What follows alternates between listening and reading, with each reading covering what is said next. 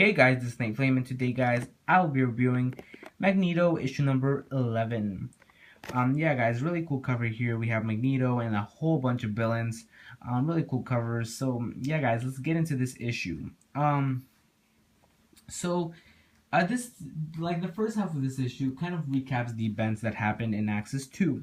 Then we get into this whole, like, little tie-in. That's what it's basically is a tie-in on, you know, what's gonna happen to Magneto and stuff like that. So yeah, we seen that in issue number 2 of Axis, Magneto leaves Tony Stark kind of led to that, And in this issue, he kind of reconsiders his actions. We see I forgot. There's a girl, I think Bria or something, or Brea. She kind of shows him many bends in Magneto's life, and she kind of makes him in a way turn a new leaf.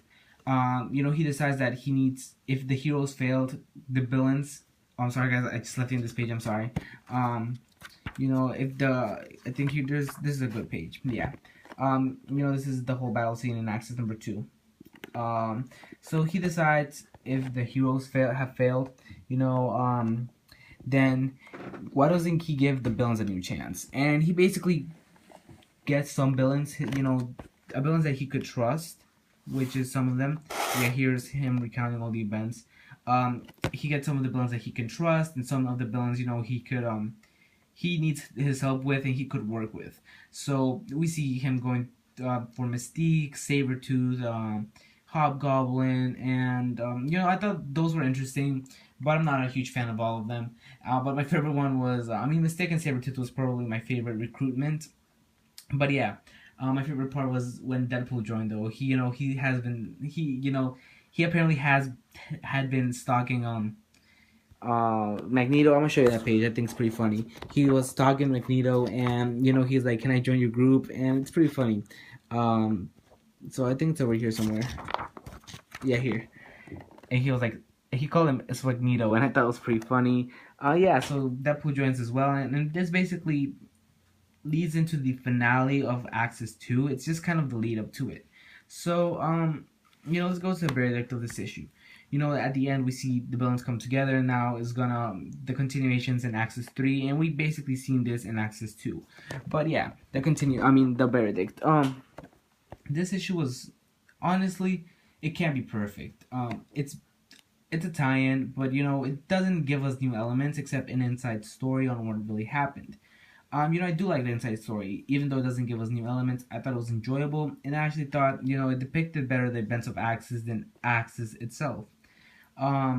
Great issue though. The art really is good. I like how Deadpool was probably my favorite part of this whole issue, and I like how Magneto is great at he had a change of heart and stuff, and I really like all of this. So I think it's really interesting to see all these villains come together, and I'm really excited for Axis 3, which is my make or break it issue. But honestly, as well, if Magneto is gonna be like this, I could understand if it's gonna be one issue like this, tying into the event. But if it's gonna recap the whole thing, like this issue, the only thing I hated was that half of its time was recapping, Axis number 2, and then the other half kind of gave us new material, but it's already things we knew from Axis 2. So honestly, I thought it was still good though. I thought it was a solid story. I can't give it a perfect score because it honestly wasn't, oh my god, this issue was so incredible. It was solid material. It was fun. Like I said, like the whole Deadpool thing, and I gave this issue an 8 out of 10. So thanks for watching, guys. Hope you like this video, and also subscribe to my channel if you haven't done so, and also enter the contest that's in the description box below. Once again, thanks for watching, guys, and goodbye.